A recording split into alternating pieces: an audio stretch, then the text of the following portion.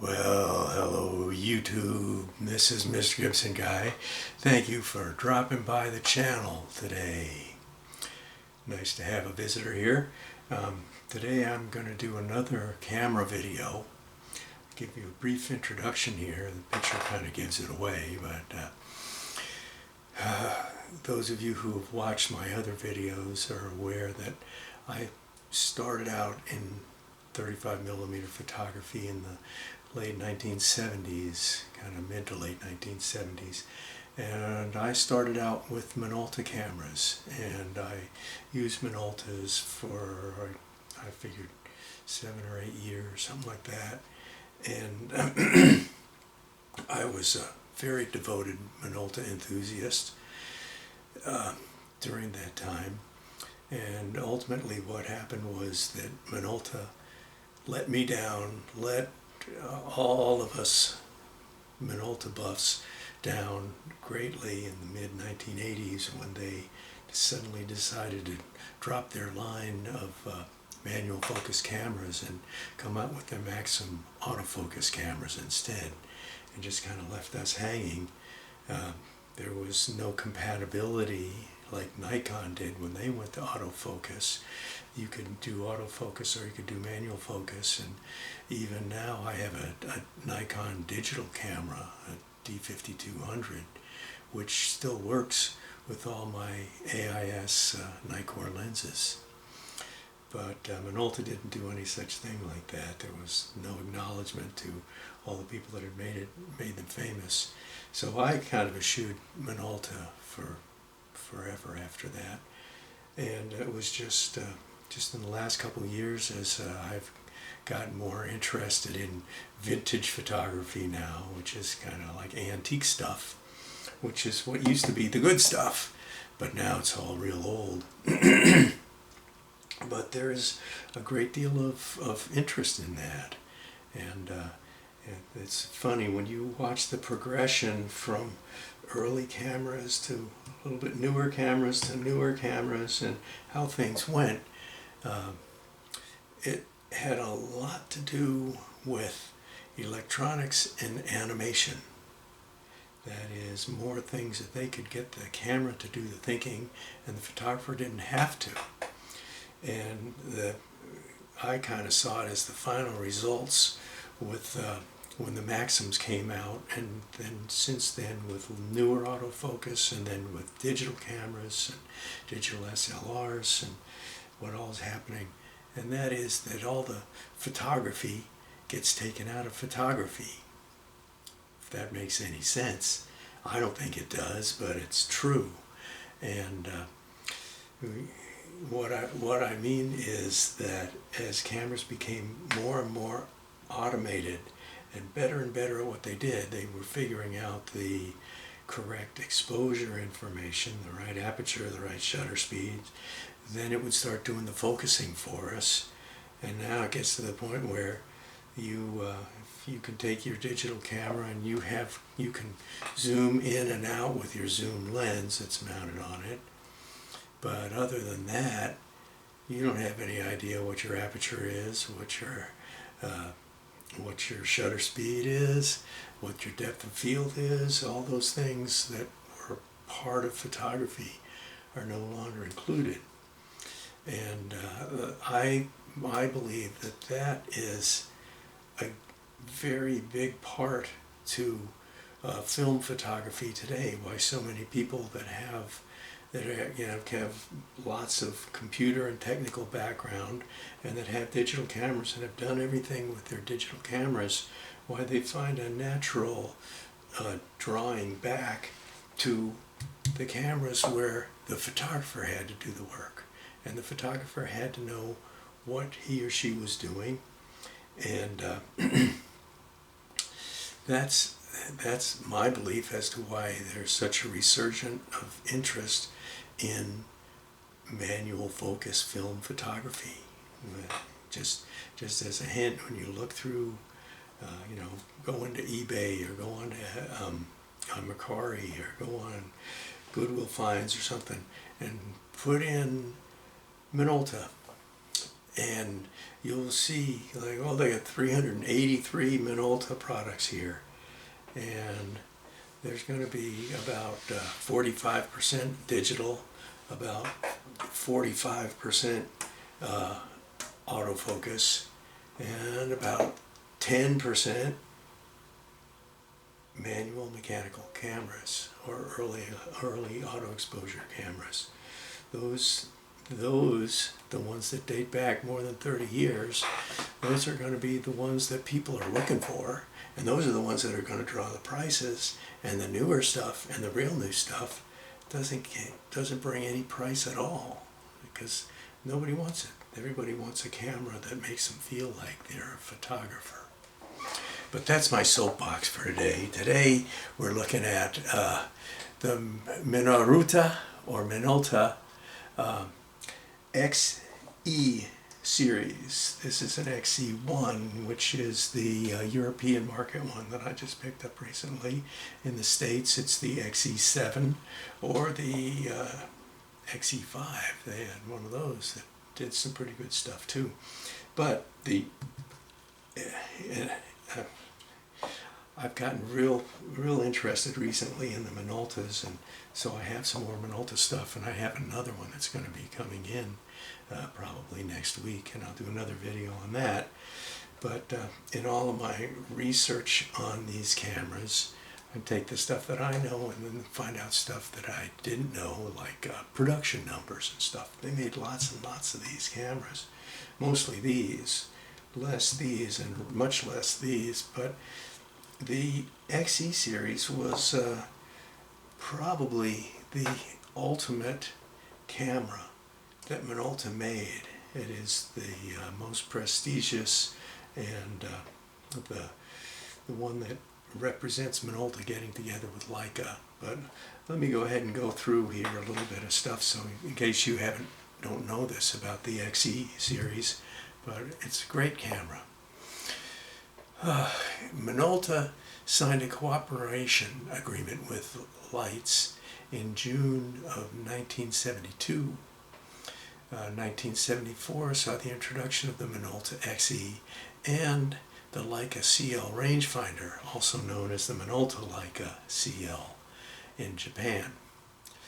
The XE was the basis for the Leica R3, came out eventually after that, but that was part of the cooperation agreement that Minolta and Lights had, because the Lights people saw that the Japanese companies were getting a big jump on what the German traditional camera companies were doing, and they wanted to get in on the action. And from the 1960s, a lot of that action was coming from Minolta. They saw that as the most promising company they could get in with, and in the 60s, Minolta was selling more cameras than anybody, and the early 70s too. But let's keep going here. The final result of that association with Lights was the Minolta XD11, which you see here, which served as the basis for the Leica R4, the R5, the R6, and the R7, which went up until Minolta discontinued the XD because they had wanted to streamline their production. In the mid-1970s, Minolta introduced their first auto exposure SLR, the Minolta XE1, or the XE7 here. The XE was an electronic camera. It required a battery to function without locking the mirror up. The camera was still functioned, by the way, at 1/90th of a second when set on B or on X. So these were electronic shutters, but they also had manual shutter speeds that it could use. Same thing that followed with the XD11. The camera features aperture priority exposure automation. This camera does not have an auto exposure lock. That comes later. The vertical travel metal shutter blades have manual speeds ranging from 8 seconds to 1/1000th of a second, plus B and X for flash sync. On the left side of the camera, right here, you see that? Yeah, there you go. On the left side of the camera is a combination film speed, ASA 12 to ASA 3200, and exposure compensation dial, all put together on one dial there. The camera back opens by lifting the dial. See that? That opens it. And there is no safety lock on that. You can just lift it and pop it open. Some people just have terrible time trying to get some button pressed and pull this at the same time. But this one, no safety lock on it. It's just ready to fire.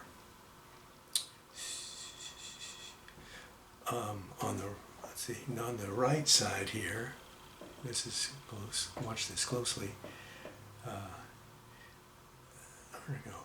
On the right side of the camera is a multi-exposure switch with a black plastic cover. Multi-exposure indicated red dot. Now let's see if you can see this. Here's the black, and this thing switches like that, and then I think you can see the red dot there. That means you're ready to make a multiple exposure, and you would shoot your picture like that, do this, wind it. No, it's not working. Got it turned off. Okay, it's not turned off. Take your first picture, you take this back and take your first picture, then you can put it back and you'll have a double exposure. So that the XK that preceded this, as Minolta's professional camera, had the button on the bottom for release, and you had to wind the film up till it was tight, and then you could do this, but it would still move a little bit. This was the most exact registration that you were going to get for multiple exposure in camera. So this was probably the best camera for doing multiple exposures if that's something that you want to do. I did it one time. 3 times I got 3 pictures of multi-exposures, and I got it out of my system and never went and used that again. I did that on my Nikon too. Okay.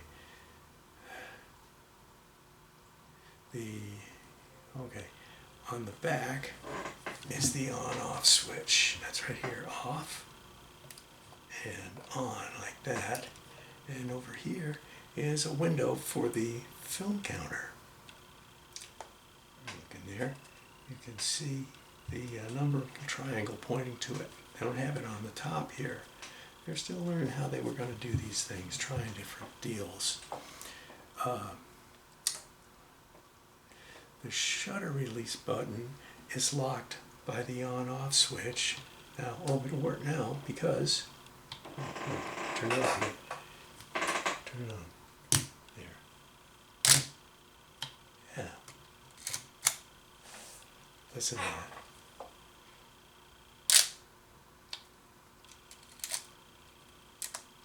Yeah. That's a real high quality shutter.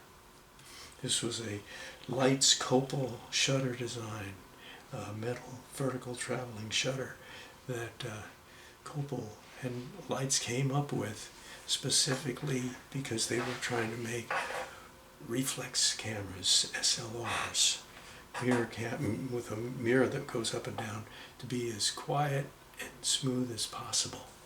And that was what they came up with, was the Lights Copal shutter, and the same shutter went into the XE cameras by Minolta.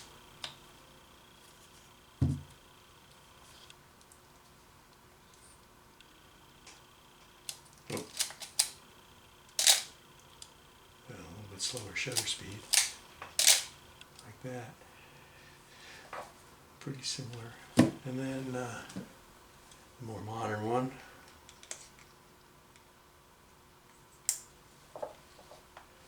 X700 motor drive.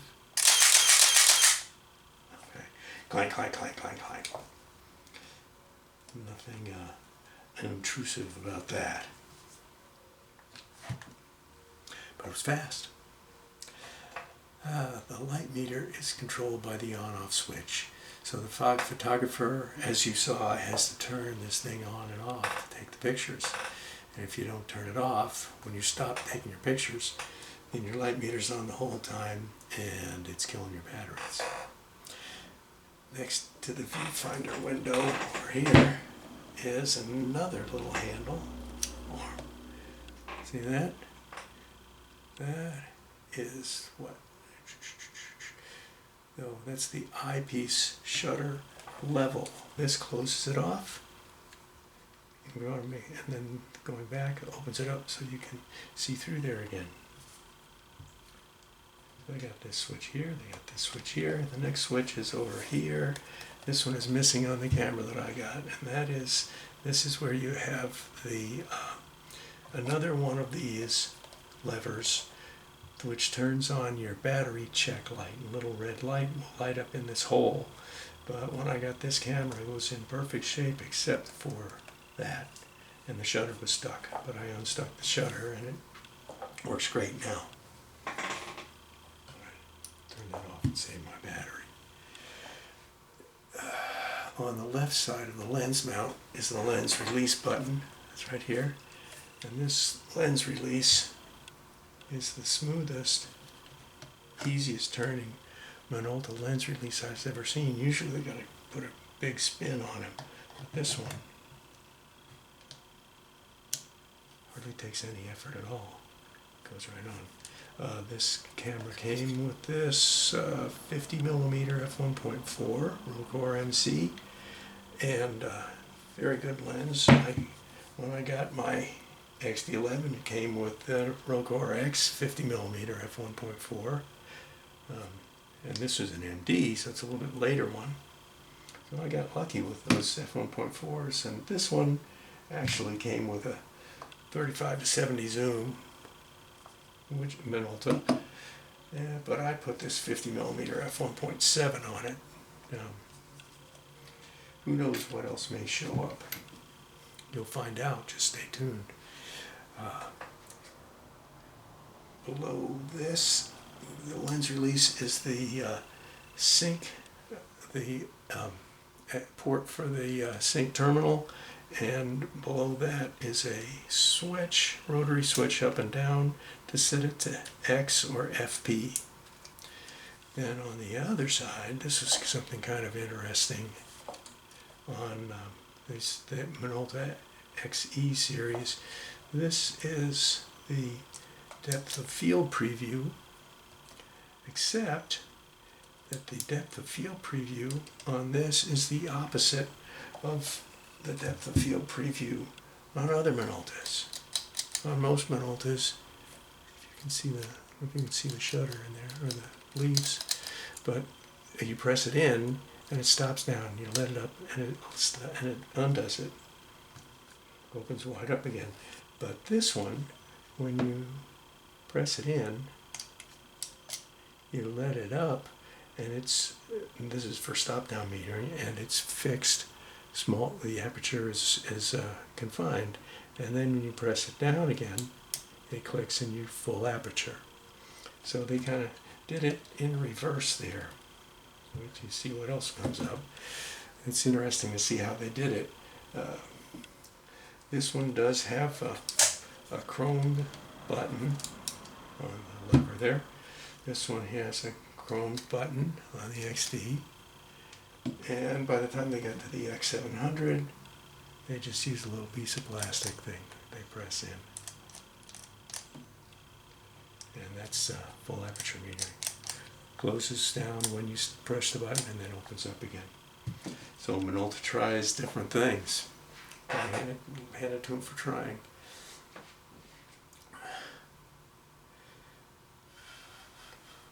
Okay. There's a periscope window right here,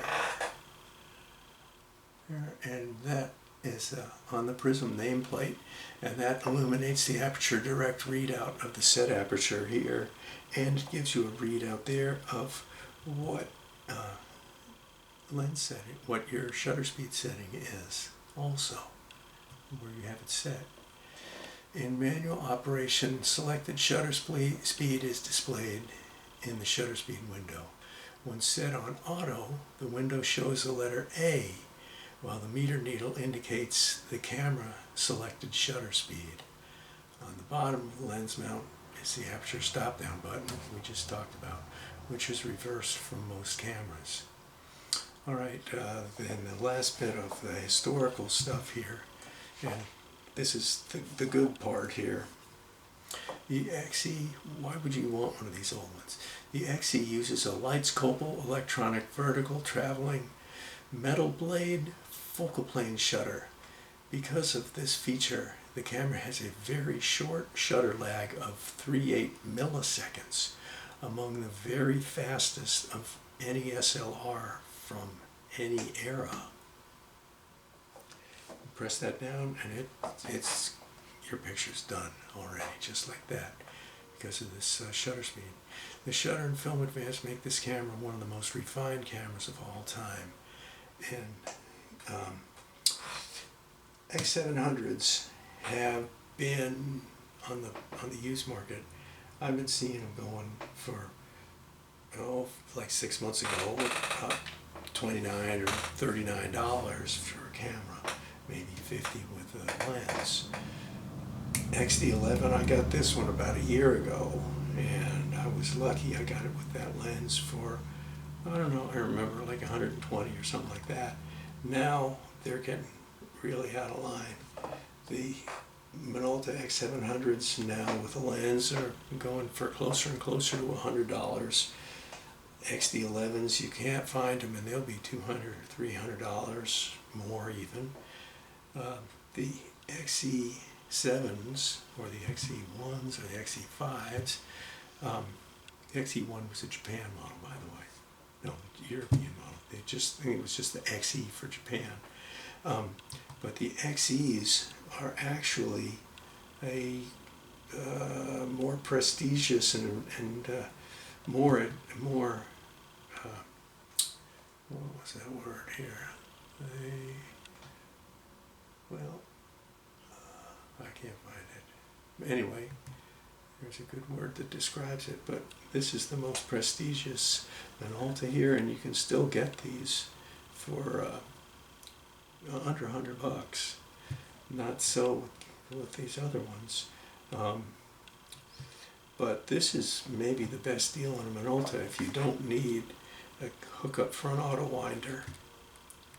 If you don't mind doing it yourself, and when you wind the film on this camera, you'll say, "I'm glad I don't have an auto winder. I don't want it." This thing is a real solid piece of metal and glass, brass and glass, and this is your classic. It's really pretty much a Leica R series. So if you're looking for a good deal, check out some Minolta XE if you want to have something that is metered manual plus auto exposure and is a classic. It's kind of heavy. This is really light, and this is about the same weight with the motor and drive and batteries as this is. Anyway, so thank you for stopping by. Tell me what you think of this. Give me a thumbs up if you enjoyed it, or a thumbs down if you didn't enjoy it. Thank you for visiting with me. It's nice to have some company here in the photography room. And watch, we'll have another Minolta, I think, coming up maybe within another week. Something else to look for. I've found that these, looking at these vintage Minolta cameras, really adds a lot of spice and variety to the collection back there.